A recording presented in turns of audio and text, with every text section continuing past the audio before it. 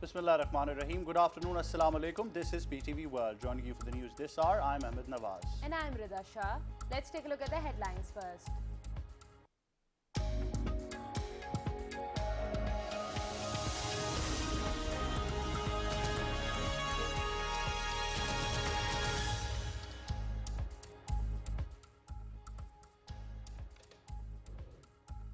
Meeting of the Federal Cabinet is underway in Islamabad with Prime Minister Imran Khan in the chair. Overall political and economic situation of the country is being discussed. Kashmiris on both sides of the line of control and the world over are observing India's Republic Day as Black Day to send a loud and clear message to the world that the Kashmiris reject Indian illegal occupation and are struggling to secure their right to self-determination. Foreign Minister Shah Mahmood Qureshi says international human rights organizations and the media are exposing Indian oppression in Indian illegally occupied Jammu and Kashmir. Indian farmers protesting against agriculture reforms breached barricades and clashed with police in the capital, who fired tear gas to restrain them, shortly after a convoy of tractors trundled through the city's outskirts. Pakistan firmly opposes the creation of new permanent seats in the UN Security Council. Pakistan's permanent representative of the world body, Munir Akram, says creation of new permanent seats will make the council less representative, less effective, more divided, and erode the principle of sovereign equality of states. 58 more people lost their lives of coronavirus while 1,873 test positive in the country during the last 24 hours. Active COVID cases now stands beyond 34,000. Captain Faf du Plessis and Dean Elgar tried to steady the innings after Pakistan inflicted early losses on South Africa on day one of the first test as the visitors opted to bat at the National Stadium, Karachi. Pakistan just took the wicket of Faf du Plessis. PTV Sports has all the action live.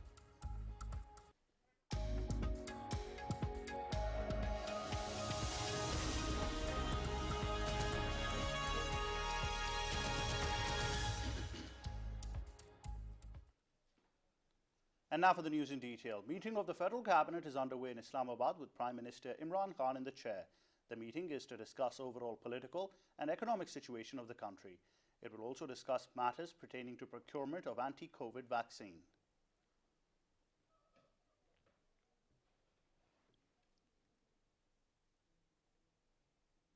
Whereas Kashmiris on both sides of the line of control and the world over are observing India's Republic Day as Black Day today to send a loud and clear message to the world that the Kashmiris reject Indian illegal occupation and are struggling to secure their right to self-determination. Call for the observance of the Black Day has been given by the All Parties Hurriyat Conference, Mirwais-led Hurriyat Forum and other Hurriyat leaders and organizations. The day is being marked by a complete strike in occupied Kashmir and anti-India demonstrations and rallies in Azad Kashmir, Pakistan and world capitals. All shops and business establishments are closed while traffic is off the road. People of the occupied valley have boycotted all Indian official celebrations and are hoisting black flags on the rooftops of their houses, shops and other buildings.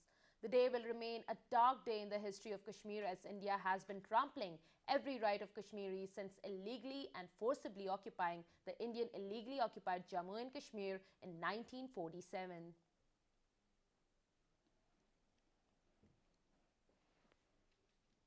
Foreign Minister Shah Mahmood Qureshi has said international human rights organizations and the media are exposing Indian oppression in Indian illegally occupied Jammu and Kashmir. In a statement, he said India's Republic Day is being observed as Black Day today by Kashmiri people across the world. He said Kashmiris are protesting as their rights have been usurped. Shah Mahmood Qureshi said the minorities feel unsafe in India. Instead of democracy, black laws are being imposed in neighbouring country.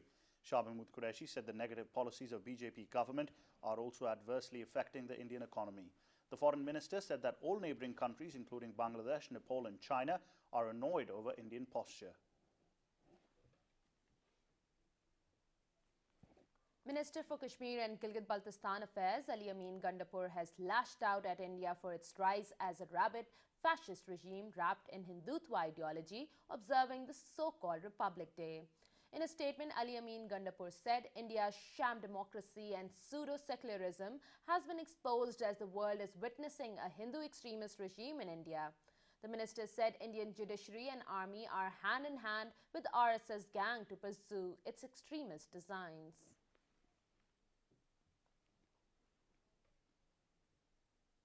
A protest rally has been organised by Jammu and Kashmir Liberation Cell in Muzaffarabad to mark Indian Republic Day as Black Day.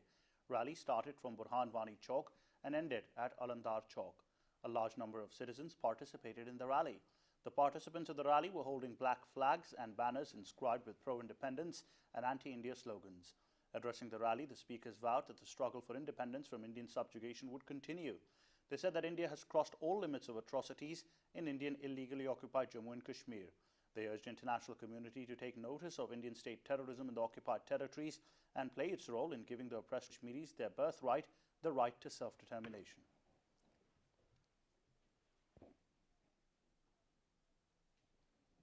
The authorities in Indian illegally occupied Jammu and Kashmir have suspended mobile internet services across the valley in the wake of Indian Republic Day celebrations. Indian troops, paramilitary forces and police personnel carried out random searches in a bid to prevent protest. All the roads leading to the Kashmir Stadium, the main venue for Republic Day function, are at high security.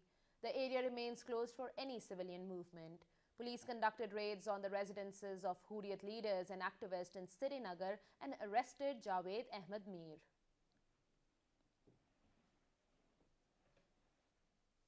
Indian farmers protesting against agricultural reforms breached barricades and clashed with police in the capital, who fired tear gas to restrain them shortly after a convoy of tractors trundled through the city's outskirts. Hundreds of protesters, some on horseback, broke away from the main route of the tractor protest to head for central New Delhi, which hosts an annual Republic Day military parade.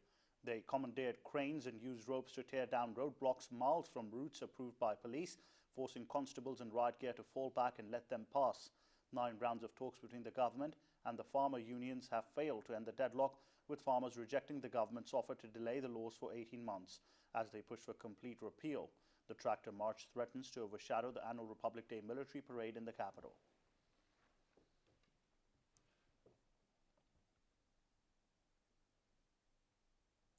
Meanwhile, Pakistan has firmly opposed the creation of new permanent seats in the UN Security Council. Addressing the first meeting of Intergovernmental Negotiations Framework during the 75th sessions of the UN, Pakistan's permanent representative to the UN, Munir Akram, said creation of new permanent seats will make the Security Council less representative, less effective, more divided, and erode the principle of sovereign equality of states. Munir Akram reiterated Islamabad's principal position for comprehensive reforms of the Security Council, which meets the interest of all member states. Munir Akram said the proposal of United for Consensus Group to have 21 non-permanent seats would redress the deficit of equitable representation in the Security Council. He said it also accommodates the interest of all groups, including the African, the Arab, the OIC, and small island developing states.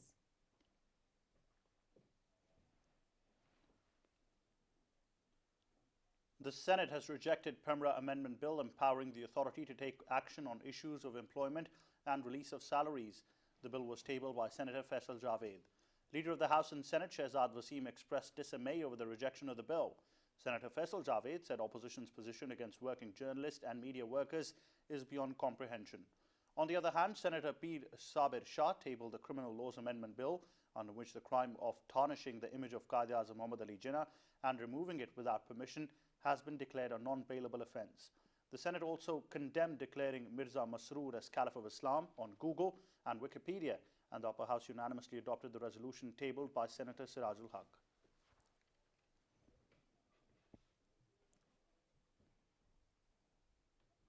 Now, the meeting of the National Price Monitoring Committee reviewed the price trend of essential commodities, especially wheat, sugar and edible oil during the week. The meeting was held in Islamabad with Finance Minister Dr. Abdul Hafiz Sheikh in the chair. The meeting was briefed on the weekly sensitive price indicators and decline in the prices of flour, vegetables and eggs due to the coordinated efforts of all the provincial governments across the country. The meeting was also briefed that the current stock of wheat is sufficient for the domestic consumption and average per day release by the provinces is also satisfactory. It said that retail price of sugar has witnessed a decline and will reduce further as imported sugar would be available in the market.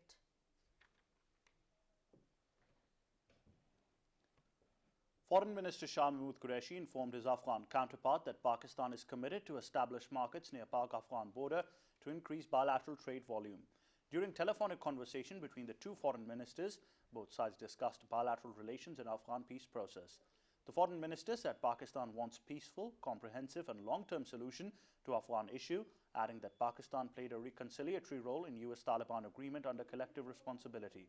Shah Mahmood Qureshi also raised the issue of early release of Pakistanis imprisoned in Afghan jails for petty crimes.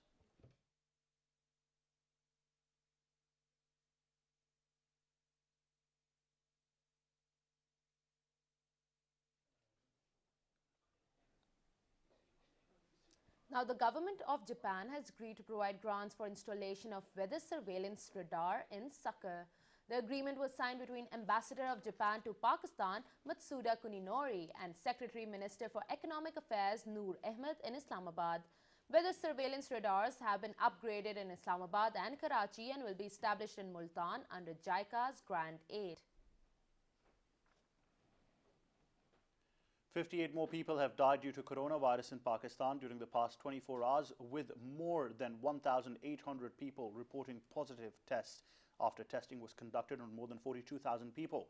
Figure of active COVID cases in Pakistan now stands at 34,412.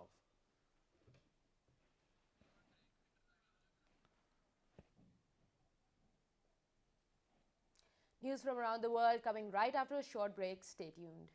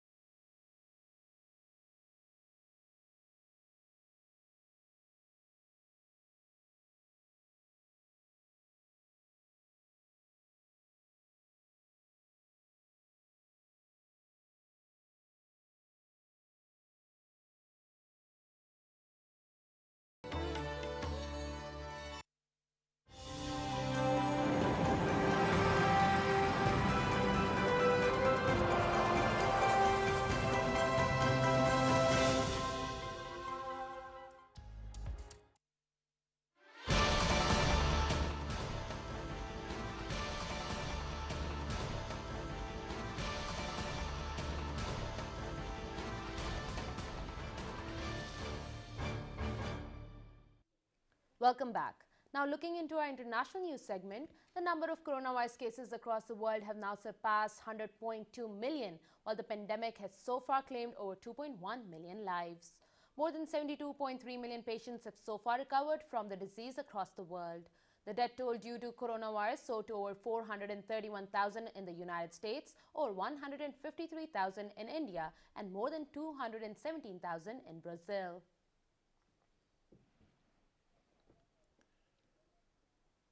European Union warned it will tighten the rules on exports of COVID vaccines amid a row with AstraZeneca over a cut in planned supplies to the 27-member bloc.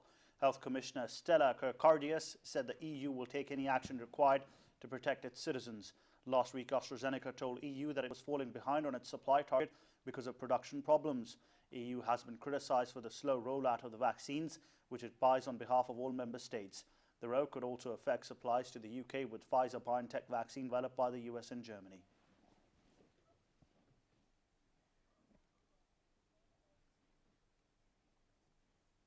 Whereas Moderna's COVID vaccine appears to work against new, more infectious variants of the pandemic virus found in the UK and South Africa. Early lab tests suggest antibodies triggered by the vaccine can recognize and fight the new variants. New variants have been spreading fast in a number of nations. They have undergone changes of mutations that mean they can infect human cells more easily than the original versions of coronavirus that started the pandemic.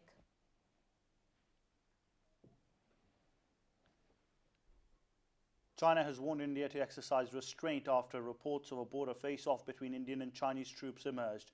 Indian Army said Chinese and Indian soldiers clashed along the line of actual control near Nakula Pass in Sikkim last week. According to Indian media, 4 Indian soldiers were injured in the clash.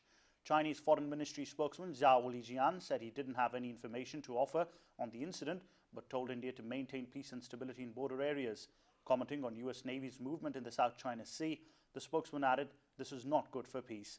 US carrier group led by the USS Theodore Roosevelt and accompanied by 3 warships entered the waterway last Saturday, just days after Joe Biden became US president.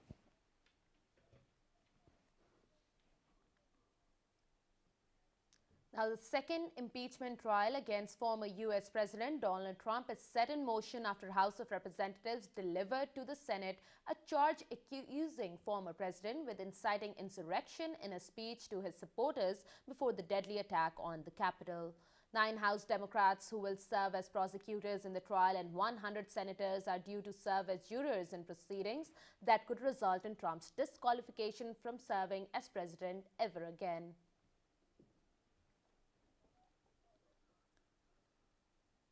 Janet Yellen won overwhelming Senate confirmation as the first female U.S. Treasury Secretary, setting her quickly work with Congress on coronavirus relief, reviewing U.S. sanctions policy, and strengthening financial regulation. The Senate voted 84-15 to confirm Yellen, with all opposition coming from Republicans, several of whom have expressed concerns about President Joe Biden's $1.9 trillion coronavirus aid proposal, tax and spending plans. Senate Majority Leader Chuck Schumer said Yellen made history for a second time 7 years after she became the first woman to chair the Federal Reserve. White House spokeswoman Jen Psaki said that the United States is in a serious competition with China and President Joe Biden wants to approach relations with Beijing with patience. Psaki also said that Biden thinks the U.S. needs to play better defense with China and added that there is an ongoing review of several issues relating to China.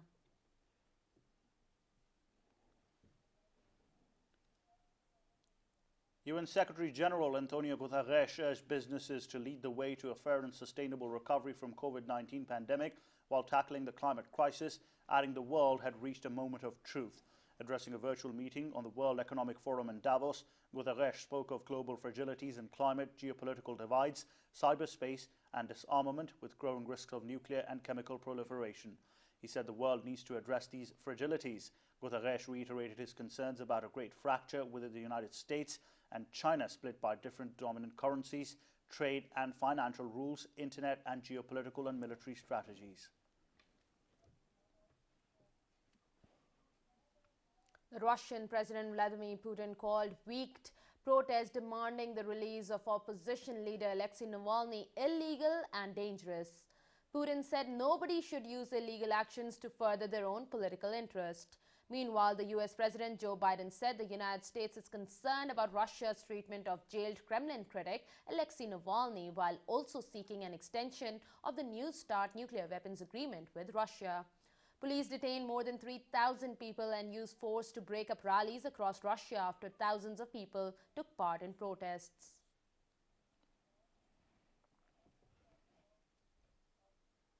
The Hormuz telecom building was damaged as fighting broke out between the Somali Federal Army and Jubaland state forces in the Gedo region of southwestern Somalia. At least 11 people were killed. Somalia's federal government confirmed there had been fighting concentrated in the town bordering Kenya.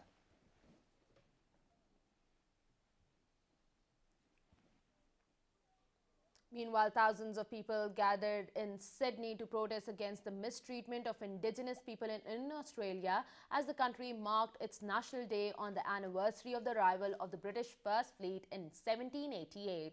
Authorities warned protesters that people risk getting arrested if they defied state COVID-19 health orders that limit outdoor gatherings to 500 people. One person was arrested during the protest, while 4 were arrested during a skirmish with police after the protest had ended.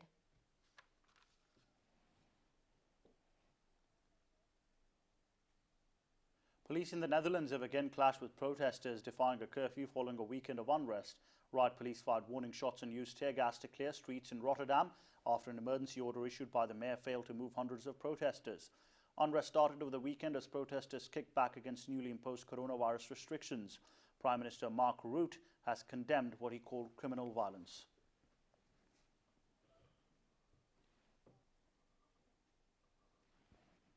Nine Chinese miners have been found dead a day after 11 of their colleagues were rescued after 2 weeks trapped in a gold mine in Shandong province. The Yantai city mayor confirmed the deaths, state broadcaster CCTV said. One miner remains missing. Another died last week after falling into a coma. The miners became trapped in the Hushan mine when the entrance to the tunnel collapsed after a blast on 10th of January.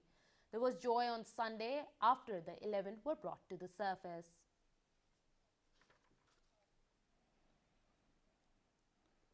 Back on the national front, death anniversary of leading archaeologist of Pakistan, Professor Ahmed Hassan Dani, is being observed today. Professor Dani was among the foremost authorities on Central Asian and South Asian archaeology and history. He introduced archaeology as a discipline in higher education in Pakistan and Bangladesh. Throughout his career, Professor Dani held various academic positions and international fellowships, apart from conducting archaeological excavations and research. He is particularly known for archaeological work on pre-Indus civilization and Gandhara sites in northern Pakistan. He was also the recipient of various civil awards in Pakistan and abroad.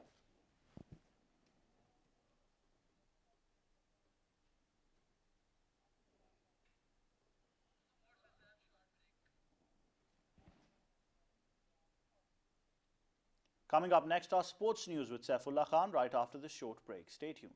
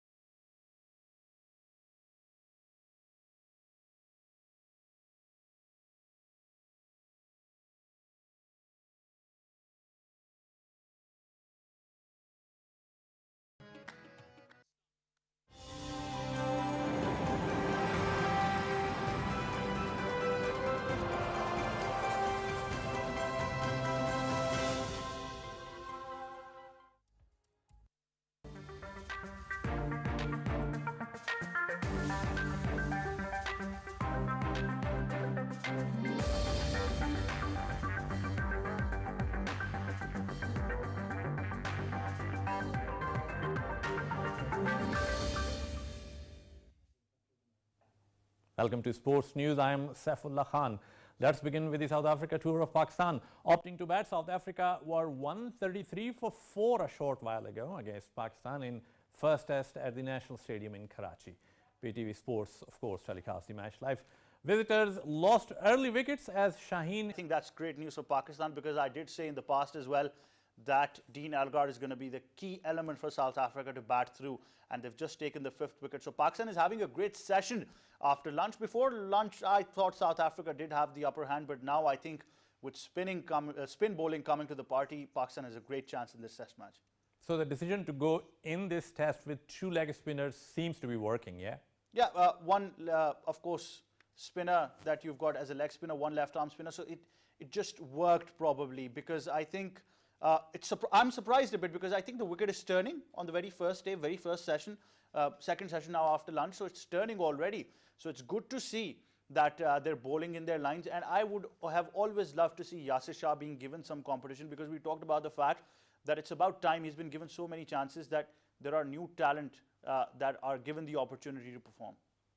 And early in the morning, I saw the fast bowler bowling, and the ball at about 2 occasions didn't carry to the keeper. So that tells a lot about the wicket itself, isn't it? Well, that means that Pakistan have opted for a traditional Asian track, because South Africa are coming on the back of a home series against Sri Lanka, which they won. So those were a bit of quick wickets. So probably Pakistan has gone for wickets that are a bit spin, a bit on the low side. So if the test match does go into the final 2 days, and Pakistan definitely would have the upper hand if they can get if they can get South Africa out, like Sri Lanka got out to South Africa in the first couple of sessions, then Pakistan might just have a chance to clinch this test match. But the fact is that Pakistan have got to think positively. If you look at the morning session, South Africa were scoring at a run rate of about 5 in the first 10 or 15 overs. So then Faf du Plessis' Asian nightmare continues, and he falls again in his 20s to Yasir Shah. Well, definitely. I think you talked about this yesterday as well, that you mentioned a very good quote. I think you'd mention it again, until they're buying it, let it be. But I think that's how things would be continuing as well. I understand that this is a very important test match for Pakistan, because we've got a top-ranked test team touring Pakistan, and it's great to see test cricket, not just in National Stadium Karachi, but in Pakistan in general. So I think great to see as well. And the fact is that Pakistan still look very composed, very confident. We've also been joined by fellow sports anchor Ali Gohar, who's also online with us. Ali, how are you seeing this test match so far?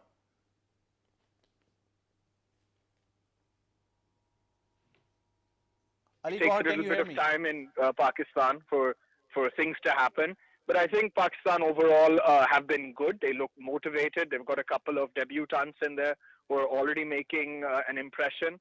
The South Africans, obviously, it'll take time for them to acclimatize to these conditions. They're not quite at their best. And so Pakistan so far, this is the best start that they could have asked for, bowling first. So I think things are looking positive, but as we know, Ahmed, it's very, very early. Test match is still in its nascent stages. Things can change rapidly.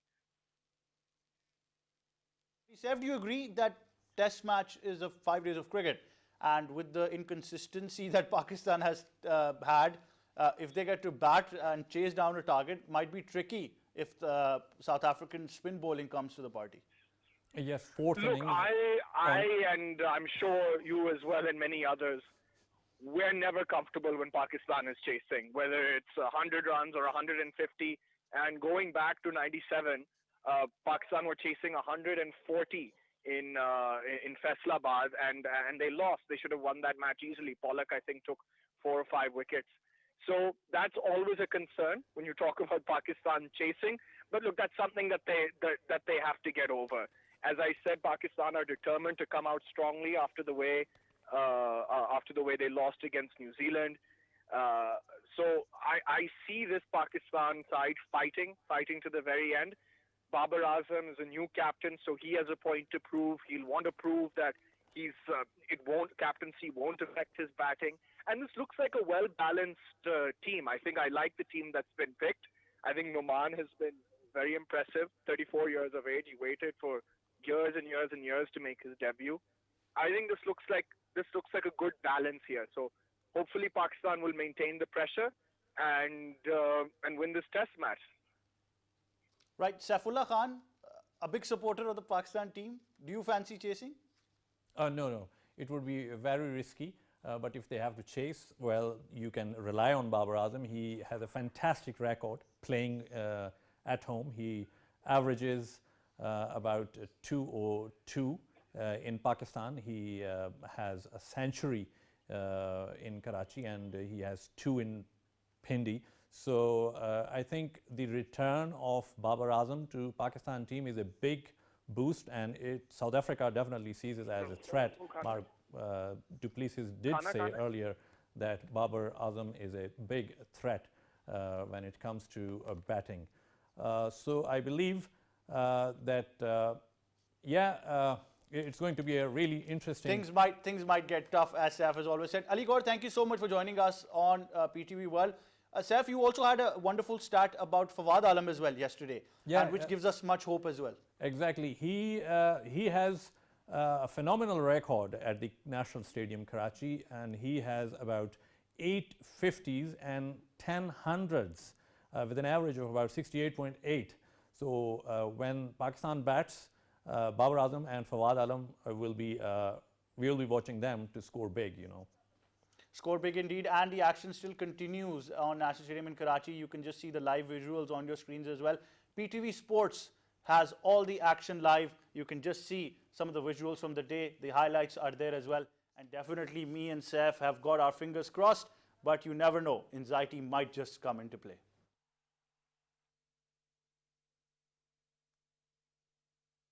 Items of the bulletin.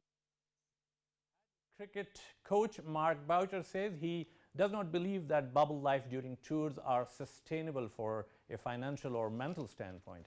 Speaking earlier on the eve of the first Karachi test, Boucher said it was a challenge being mostly in a room and away from family. Boucher did note that it was necessary for the game to get back on its feet following a lengthy delay brought about by the pandemic.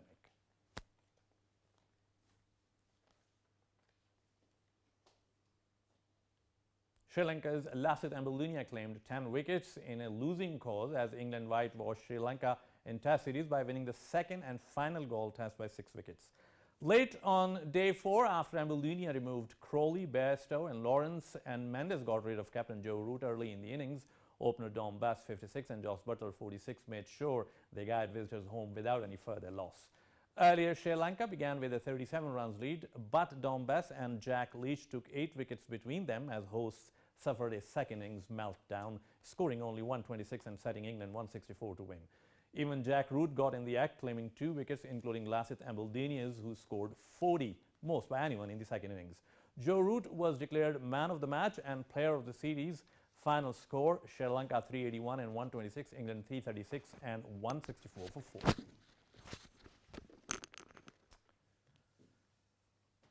And victorious captain Joe Root says England's performances in sweeping the Test series in Sri Lanka gives the team a major lift for their 4 Test series in India. England won by 6 wickets at the Galle International Stadium to add to last week's 7-wicket success over Sri Lanka, but face a much more daunting task in India, where the first Test in Chennai begins early next month. Root, in a post-match news conference, said they know they have got so far to go still to get where they want to go. Root said they have got a lot of young players as well that are learning all the time. They have been exposed to these conditions for the first time at this level.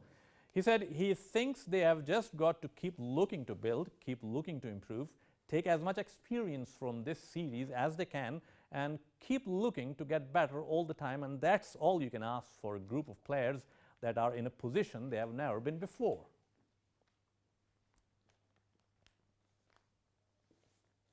Pakistan defeated the Philippines and Romania to reach the quarterfinals of the World Youth Scrabble Championship. The nerve-wracking contest with 96 players from 16 countries continued for a second consecutive day where 12 matches were decided. Pakistan made their first appearance and made their intentions clear with a convincing win against Philippines by a 31-5 margin. Pakistan were ruthless in their second match of the day when they beat Romania 36-0. Sayyid Imad Ali and Hasham Hadi remained unbeaten throughout the day with a 12-0 record each.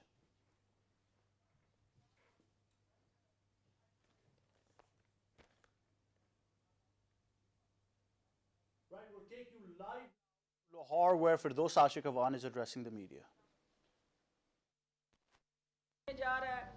और tourism, livestock, agriculture, construction, health, education और e-governance जैसे जो challenges हैं उनको overcome करने के लिए वज़ीर आला उस्मान बुज़दार की क़यादत में माली मुआवनत फ़राहम करने जा रहा है।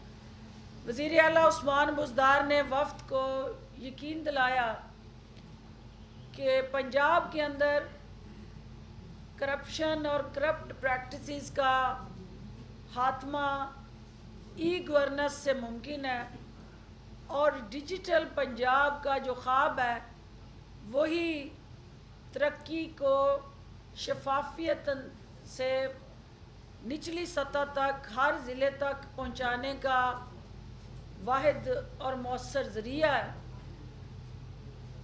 اس کے ساتھ ساتھ جو اہم ترین ایشو جو ڈسکشن میں آیا کہ ورلڈ بینک کے دیے ہوئے یہ جو سپورٹ فنڈ ہے اور یہ جو ہمارا پروگرام ہے جو 2022 سے 2026 تک جس کے اہداف اور ٹارگیٹس اور اس کے ساتھ جڑے جو مقاصد ہیں اس کا تعین کرنے کے لیے مختلف منسٹریز کو اس پروگرام کا باضابطہ حصہ بنانے کے لیے وزیر اعلیٰ عثمان بزدار نے اس عزم کو دہرایا کہ ہم قوم کی ایک ایک پائی جو ہے اس کی امین ہے، اور اس پائی کا ضیاع روکنے کے لیے ہر سطح پہ ایفیکٹو میکنزم کے تحت مؤثر حکمت عملی کے تحت جو ان کی ٹیم ہے پنجاب میں، وہ بیوروکریٹک سٹرکچر ہو یا پولیٹیکل لیڈرشپ ہے، وہ اس چیز کو یقینی بنائے کہ یہ پیسہ جو ہے اس کا صحیح استعمال، درست استعمال یقینی بنایا جائے، اور ہر ضلع تک ترقی کے اس یکساں عمل کو یقینی بنانے کے لیے یکساں مواقع پیدا کیے جائیں، اور ان 5 G's کو ان ٹرو اسپرٹ ہر حال میں عوام کی ضروریات، ان کے بنیادی حقوق کے تحفظ اور ان کے مشکلات کے تدارک کے لیے ترجیحات میں شامل کیا جائے۔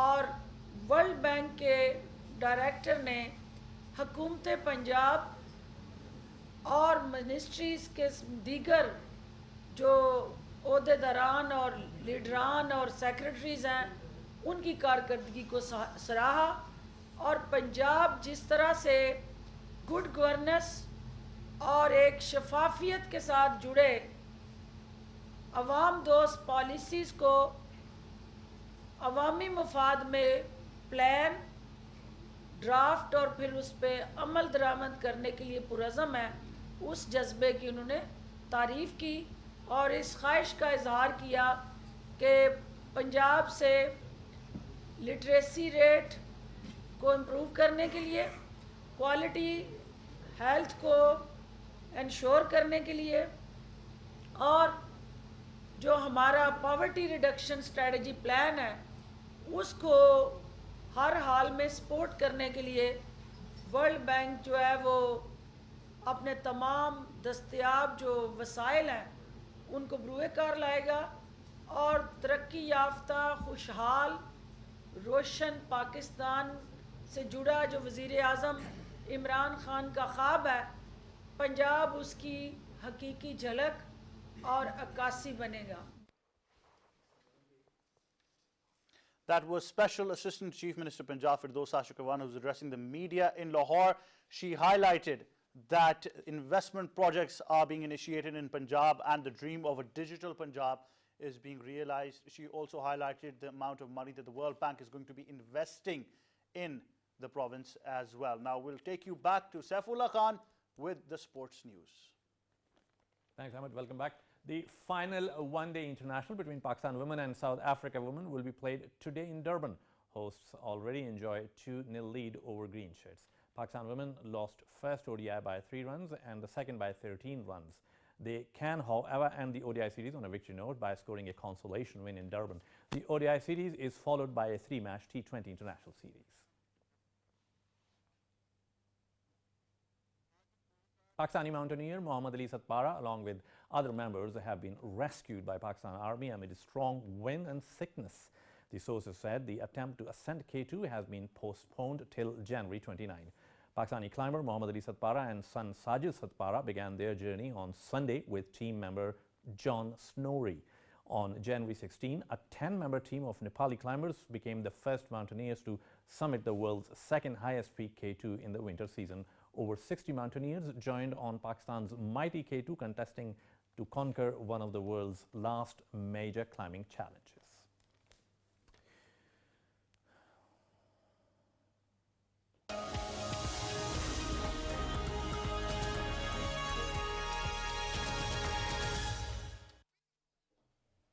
Thank you, Saif. Now looking at the highs and lows of the business world, where Pakistan Stock Exchange 100 index is up 206.58 points to 46,294.22 today at the open, with the high of 46,350.5 and low of 46,087.64. Out of the total 344 trading companies, 155 advanced, 173 declined, while 16 remained unchanged.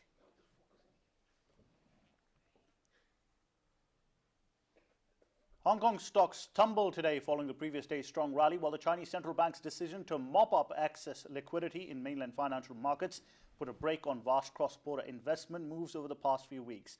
Hang Seng Index sank 2.4% to 29,434.08. Tokyo stocks closed lower today on concerns over fresh lockdowns in Europe and the prospects for US stimulus, with many investors sticking to the sidelines ahead of the corporate earnings. The benchmark Nikkei 225 index fell 0.96% to 28,546.18, while the broader Topix index lost 0.75% to 1,848.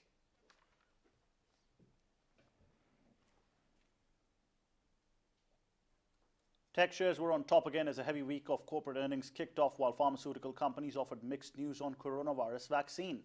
Tech-rich Nasdaq Composite Index finished at a record for the fourth straight session, gaining 0.7% to close at 13,635.99. S&P 500 rose 0.4%, edging to a fresh record, while the Dow Jones Industrial Average shed 0.1%. Whereas in Asian markets, oil prices are up in both contracts. West Texas Intermediate is up 1% at $52.77 per barrel, while Brent North Sea crude is up 0.9% at $55.88 per barrel.